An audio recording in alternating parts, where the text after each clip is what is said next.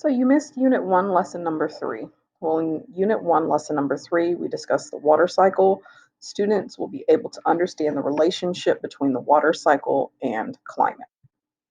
So our essential questions for the day were the following. What drives the water cycle? What can affect evaporation rates? And how are the water cycle and the climate connected?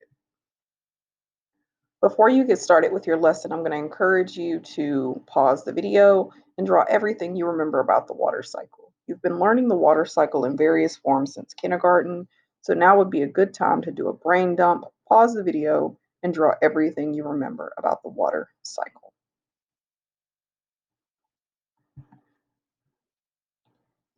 After students drew the water cycle, we examined what they remembered, how they remembered it, and then we discussed what you need to know for the 7th grade. So in terms of our 7th grade understanding, you need to know the following steps in the water cycle. Evaporation. So when we think about evaporation is really kind of what the big thing people remember because it has to do with the sun. Now the sun is what drives the water cycle. The sun is what powers it. So solar energy is what causes all of these things to happen. So evaporation is caused when liquid water is heated and turns into water vapor. These evaporation rates are affected by the location and the amount of water. So if we look on the right here, we can see that there's a lot of water. So we see a lot of arrows because the water can there's more water to evaporate versus over here there's less water, although there is still some water, and it moves up at a lower rate into our atmosphere. Talking about evaporation, a new learning concept is transpiration. So transpiration is when plants release their water and it travels into the atmosphere. So if you think about perspiration for humans, this is essentially sweating for plants. I like to remember it as T, trees, transpiration, plant sweat. Now, after these processes of the atmosphere, of the water being introduced into the atmosphere, higher in the atmosphere is cooler than it is on the surface of the earth. And because it's cooler, the water starts to reconstitute as a liquid. So those tiny water vapor molecules start to drift together and condense, so get closer and closer. And once they get big enough that gravity takes over and it drives the water down in precipitation. You should know from your elementary school learning that there are 4 forms of precipitation: rain, hail, sleet, and snow.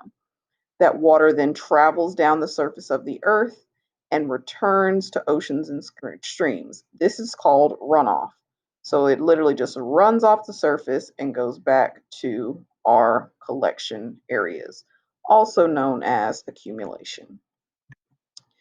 In addition, we did a novel ideas only activity. In this activity, you can still click on it, and I have left what some students have done. So you can see that we just discussed how the water cycle affects our weather and our climate. Remember, these are 2 different questions. In Unit 1, Lesson 2, we talked about the difference between weather and climate, weather being the short-term changes in our atmospheric conditions, climate being the long-term changes in our atmospheric conditions. So if you chose to answer this question, a lot of students got to the conclusion that the water cycle affects our short-term atmospheric conditions by producing things such as rain. So the water cycle affects the weather by giving us rain. Again, snow, hail, just these typical weather features. When we think about climate, it affects things such as humidity due to the rate of evaporation, how humid you can predict an area being in the long term. Or maybe it affects climates by something like flood and droughts. So we did this together, just again answered these 2 questions to get to our essential question for the day. And if I come back to this PowerPoint, we also watched a video. You can watch this independently. And your 3 activities for the day that you were to do independently. You have a water cycle song. You are to define the topic, the main idea, and give me 3 supporting details from the song.